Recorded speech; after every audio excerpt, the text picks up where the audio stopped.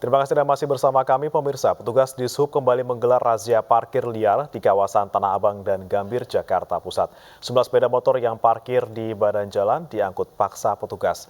Sementara di Kemayoran, pasangan suami istri warga negara asing asal India memohon kepada petugas agar tidak menderek kendaraannya.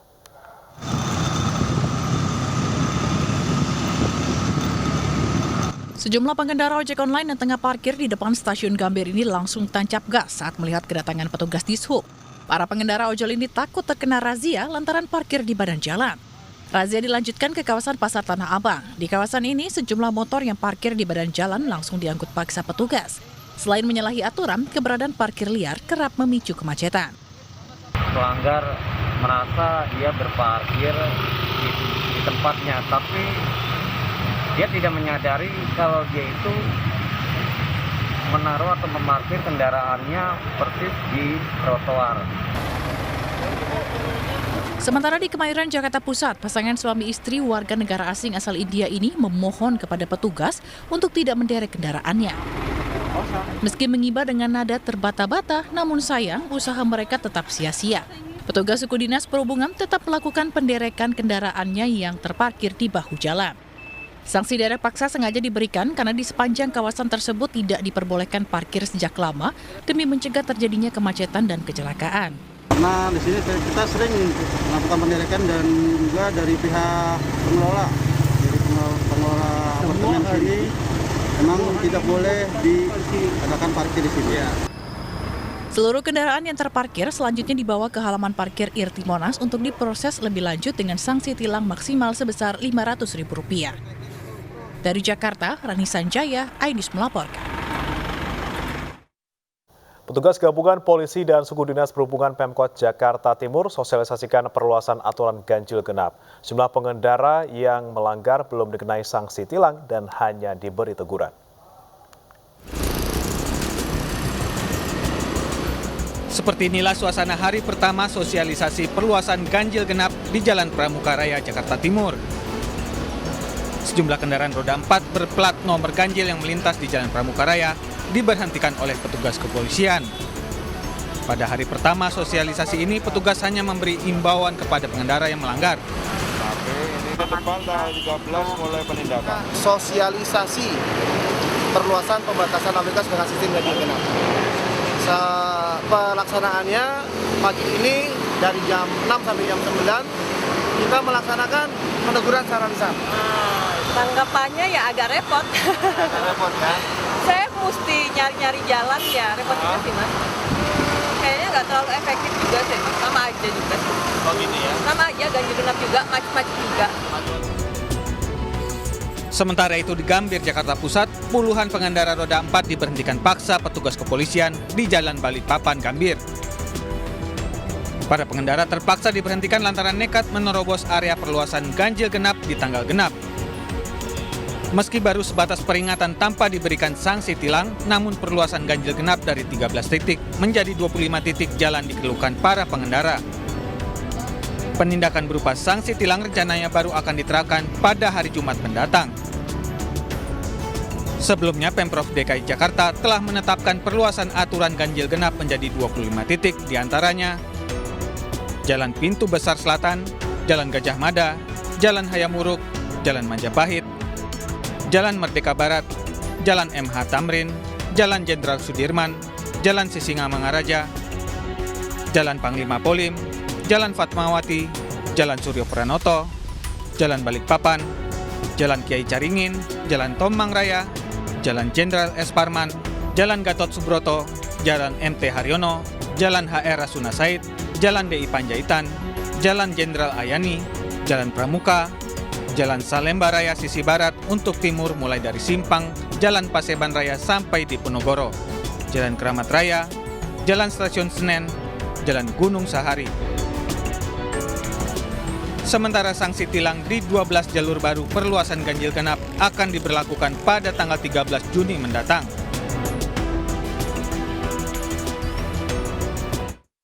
Korlantas Polri juga akan kembali menggelar Operasi Patuh 2022 mulai 13 hingga 26 Juni 2022 mendatang. Korlantas Polri memastikan tidak ada tilang manual dalam operasi ini.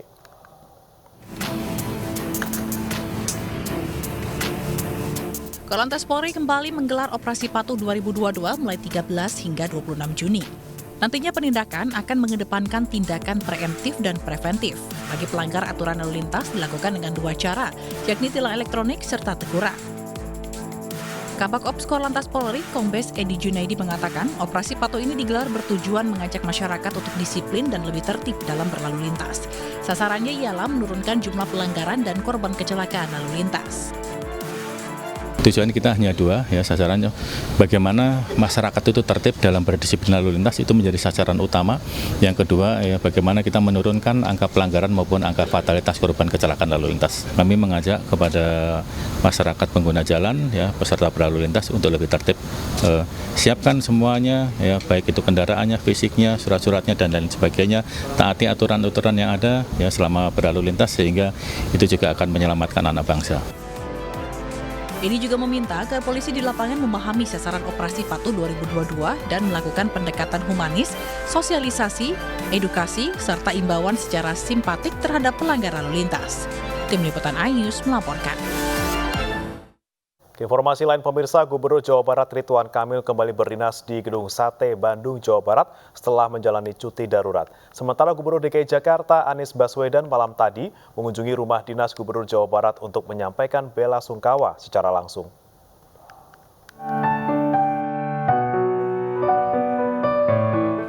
Setelah sempat cuti darurat hampir sepekan, Gubernur Jawa Barat Ridwan Kamil kembali bekerja. Saat tiba di Gedung Sate Senin kemarin, pria yang akrab disapa Kang Emil ini membawa anak bungsunya Arkana Aidan Misbah. Ridwan Kamil juga menyapa wartawan yang menunggu kedatangannya di Gedung Sate. Ia mengisi hari pertama berdinas dengan memimpin rapat kerja bersama kepala dinas di lingkungan pemerintahan Provinsi Jawa Barat. Sehat-sehat Pak. Ya, alhamdulillah. Nanti yang resmi 2-3 hari ini ya. Siap Pak Gub. Sehat selalu Pak Gub. Ya, semangat. Sementara pada Senin malam, Gubernur DKI Jakarta Anies Baswedan bersama istri datang ke rumah dinas Gubernur Jawa Barat untuk bertemu Ridwan Kamil. Mereka menyampaikan bela sungkawa secara langsung mewakili masyarakat Jakarta. Kami yakin, insya Allah Eril husnul khatimah, ditinggikan derajatnya di sisi Allah, dan nantinya insya Allah menjadi pembuka pintu jannah bagi ibunya, bagi ayahnya. Usai berkunjung selama kurang lebih 1 jam, Anies dan istri langsung meninggalkan Gedung Pakuan untuk kembali ke ibu kota. Hingga hari ke-12 pencarian Emeril Khan Mumtaz masih terus dilakukan, namun belum juga membuahkan hasil. Duta Besar Indonesia untuk Swiss Mulyaman Haddad menyebutkan otoritas Swiss berkomitmen untuk melakukan pencarian Eril tanpa batas waktu. Bisa sampaikan di sini bahwa tidak pernah ada perubahan status, ya. Sejak awal misi pencarian yang dilakukan oleh polisi adalah mencari missing person, ya, dan itu memang istilah baku yang dipakai di Swiss ini, missing person, dan tentu saja sesuai dengan kebijakan yang ditempuh oleh otoritas lokal, pencarian ini tidak akan berhenti seperti yang tadi saya sampaikan sampai ditemukan. Jadi kita tentu saja berdoa bersama, mudah-mudahan upaya pencarian yang dilakukan oleh otoritas Swiss bisa segera memberikan informasi sesuai dengan harapan kita, dan tentu saja ini saya diyakini oleh otoritas setempat bahwa pencarian dilanjutkan, pemanfaatan metodologi yang digunakan juga akan disesuaikan dengan situasi yang berkembang pada saatnya. Artinya seperti tadi saya sampaikan, cuaca, arus air dan lain sebagainya selalu menjadi perhatian. Mudah-mudahan komitmen yang disampaikan polisi kepada kita tentu saja sangat kita hargai dan mudah-mudahan bisa. Kita ke informasi haji pemirsa, suasana haru mewarnai keberangkatan ratusan calon jemaah haji asal Kabupaten Tangerang. Calon jemaah haji mengaku bahagia akhirnya dapat menjalankan ibadah haji setelah tertunda selama 2 tahun akibat pandemi.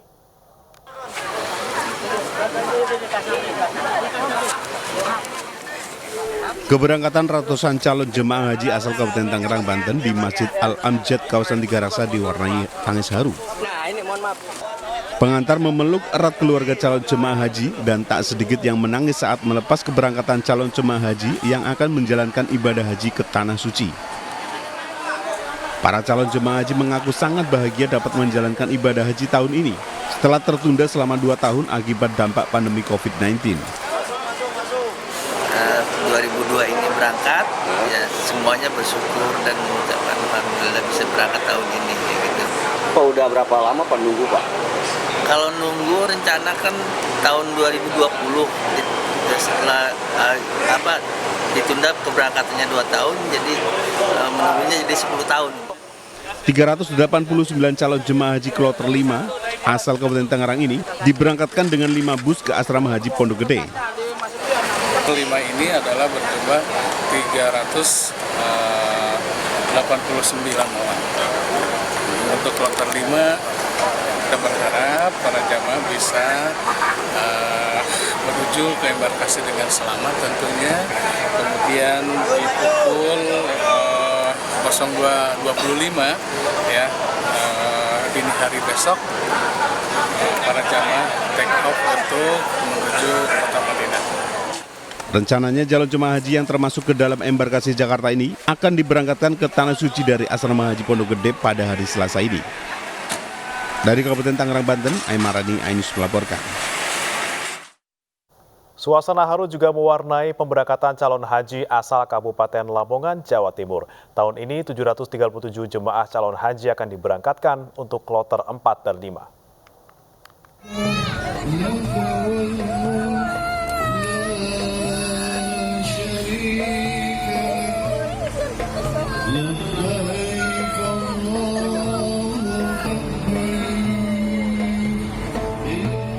Salah seorang anak menangis histeris saat berpamitan dengan sang ibu.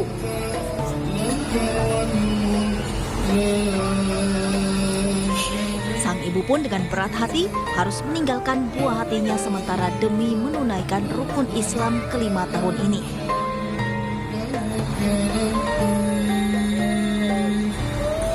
Apa doa untuk anaknya nanti di sana? Jadi anak soleh-soleh. Nadifa adalah salah satu dari 737 jamaah calon haji asal Lamongan yang akan berangkat tahun ini. Namun tak semua jemaah yang terdaftar dapat berangkat tahun ini.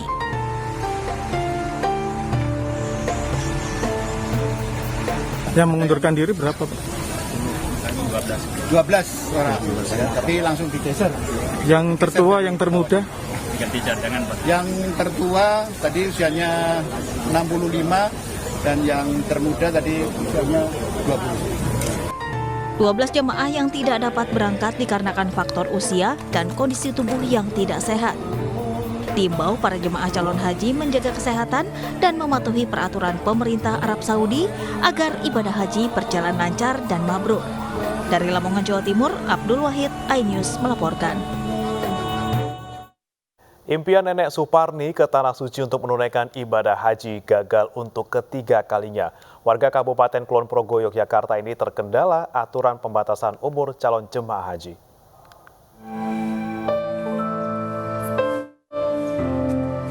Selama belasan tahun Nenek Suparni, warga Padukuhan Kemiri Kabupaten Kulon Progo, Yogyakarta, mengumpulkan uang hasil berjualan ciloknya untuk membayar biaya haji. Namun impian perempuan berusia 68 tahun ini untuk menuju Tanah Suci sirna karena adanya aturan pembatasan umur akibat pandemi Covid. Tidak hanya pada tahun ini, Suparni telah 3 kali tertunda berangkat ke Mekah karena alasan yang sama.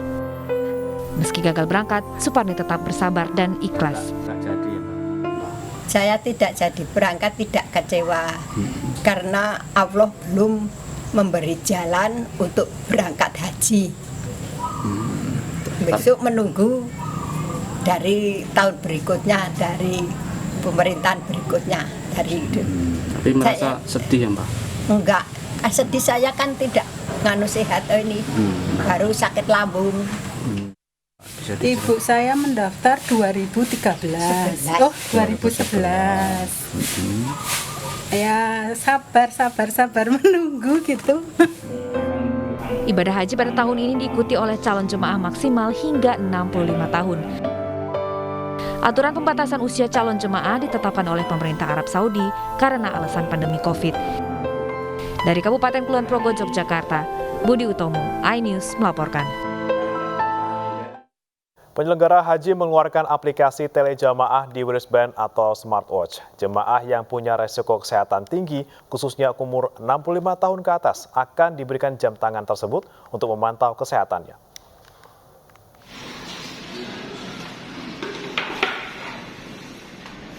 Sebelum pandemi, penyelenggara haji sempat mengeluarkan tanda berupa gelang guna memantau tingkat kesehatan dari jemaah calon haji. Kini penyelenggara mengeluarkan inovasi dalam memantau tingkat kesehatan para jemaah berupa wristband telejamaah atau smartwatch yang nantinya bisa terkoneksi dengan panitia di aplikasi telepetugas.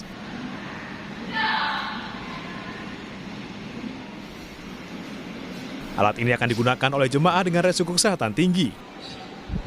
Nantinya, alat ini akan dengan mudah memonitor kondisi jemaah, diantaranya mengukur tingkat kesehatan seperti detak jantung, saturasi oksigen, tekanan darah, langkah, dan waktu tidur.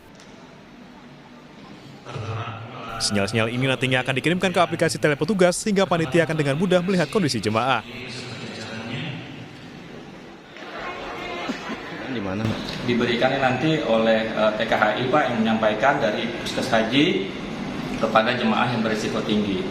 Untuk tahun ini kita menyiapkan 3.000 smartwatch Pak dari Pusat Kesehatan Haji. Smartwatch dibagikan kepada jemaah yang memiliki resiko kesehatan tinggi, khususnya di atas 65 tahun. Dengan alat ini, keberadaan jemaah juga akan dengan mudah terpantau posisinya. Menteri Pariwisata dan Ekonomi Kreatif Sandiaga Uno masih akan mengkaji kenaikan harga tiket masuk ke Candi Borobudur. Ia mengatakan tidak akan menaikkan harga tiket masuk tersebut.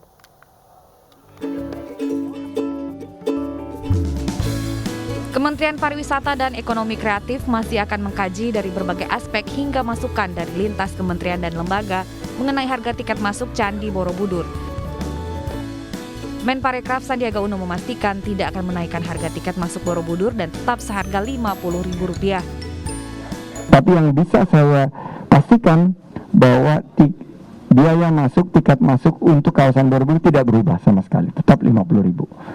Hanya yang memang menjadi pembicaraan ini adalah aspek kuota karena daya dukung dari Borobudur itu sendiri dan juga bagaimana nanti Borobudur menjadi destinasi wisata edukasi. Oleh karena itu yang untuk pelajar tidak berubah sama sekali dan ada alokasi khusus untuk pelajar. Sandi juga mengatakan Borobudur sudah menjadi destinasi super prioritas yang mampu menarik sampai 20 juta pengunjung per tahun. Oleh karenanya, Kemenparekraf juga akan menyiapkan destinasi sampingan untuk supporting system di kawasan Borobudur. Dari Banyuwangi, Jawa Timur, Lisa Oktaviani, Tim Liputan iNews melaporkan. Siap arungi Lautan Pasifik, KRI Igusti Ngurah Rai 332 diberangkatkan dalam Satgas Rim of the Pacific atau RIMPAC 2022 yang diikuti sebanyak 26 negara dan merupakan latihan angkatan laut terbesar di dunia yang diselenggarakan oleh US Navy.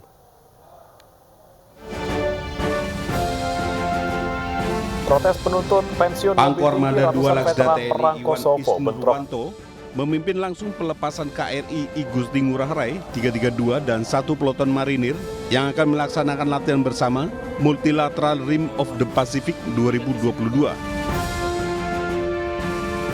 Latihan Multilateral RIMPAC 2022 diikuti oleh 26 negara dan merupakan latihan angkatan laut terbesar di dunia yang diselenggarakan US Navy. Di tahun ini, TNI Angkatan Laut mengirimkan 167 personil yang terdiri dari KRI Igusti Ngurah Rai 332 dengan ABK 129 personel, 1 peleton marinir sebanyak 35 personil, dan 3 personil staf pengendali latihan. Latihan multilateral RIMPAC ini digelar setiap 2 tahun antara US Navy dengan negara-negara Indo-Pasifik di bawah kendali armada ketiga US Navy dengan partisipasi peserta lebih dari 25.000 personil, 38 kapal perang, 4 kapal selam, 170 pesawat udara dan pasukan pendarat marinir dari 9 negara. Rimpact 22 dilaksanakan di Pulau Oahu, Hawaii, Amerika Serikat. Ini nantinya tujuannya adalah yang pertama bagi Angkatan Laut adalah untuk menunjukkan eksistensi Angkatan Laut dalam kancah latihan-latihan yang bersifat internasional, multilateral. Kemudian kita harus menunjukkan bahwa kita mampu untuk melaksanakan tugas-tugas yang berskala nasional, skala internasional, dan juga melewati Samudra Pasifik, Samudra Atlantik yang jarak jauh demikian. Latihan Rimpact 2022 dilaksanakan di Oahu, Hawaii, Amerika Serikat ini bertujuan untuk meningkatkan profesionalisme, kemampuan tempur dan kerjasama militer dengan negara sahabat, serta menunjukkan TNI Angkatan Laut khususnya Koarmada II mampu bekerja sama dengan negara-negara internasional, sehingga dapat memberikan pengalaman langsung kepada TNI Angkatan Laut dalam menguji kemampuan operasi jarak jauh atau long range operation. Tim Liputan News melaporkan.